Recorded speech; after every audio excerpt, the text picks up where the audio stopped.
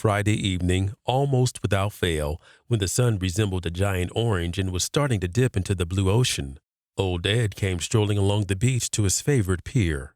Clutched in his bony hand was a bucket of shrimp. Ed walks out to the end of the pier, where it seems he almost has the world to himself. The glow of the sun is a golden bronze now. Everybody's gone, except for a few joggers on the beach. Standing out on the end of the pier, Ed is alone with his thoughts and his bucket of shrimp. Before long, however, he is no longer alone. Up in the sky, 1,000 white dots come screeching and squawking, winging their way toward that lanky frame standing there on the end of the pier. Before long, dozens of seagulls have enveloped him, their wings fluttering and flapping wildly.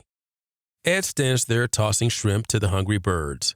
As he does, if you listen closely, you can hear him say with a smile, "Thank you, thank you."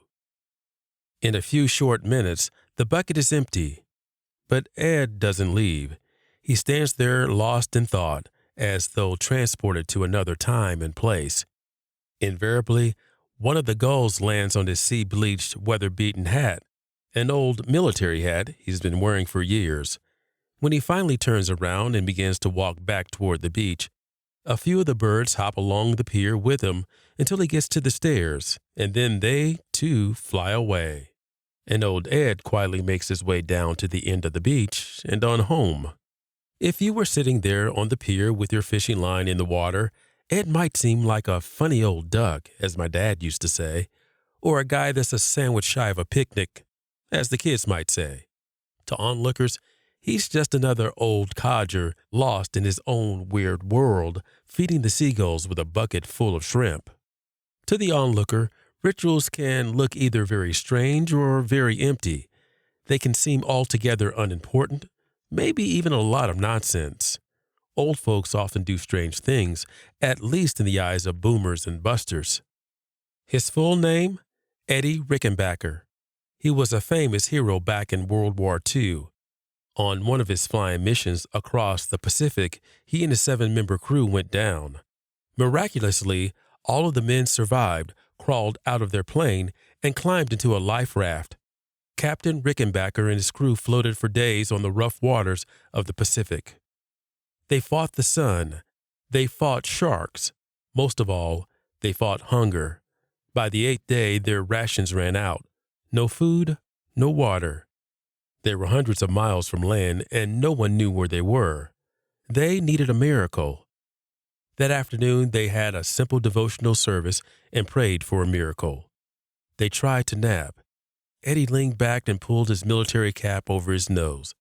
Time dragged. All he could hear was the slap of the waves against the raft. Suddenly, Eddie felt something land on top of his cap. It was a seagull. Old Ed would later describe how he sat perfectly still, planning his next move. With a flash of his hand and a squawk from the gull, he managed to grab it and wring its neck. He tore the feathers off, and he and his starving crew made a meal, a very slight meal for 8 men. Then they used the intestines for bait. With it, they caught fish, which gave them food and more bait, and the cycle continued. With that simple survival technique, they were able to endure the rigors of the sea until they were found and rescued, after 24 days at sea. Eddie Rickenbacker lived many days beyond that ordeal, but he never forgot the sacrifice of that first life-saving seagull. And he never stopped saying, "Thank you." That's why almost every Friday night, he would walk to the end of the pier with a bucket of shrimp and a heart full of gratitude.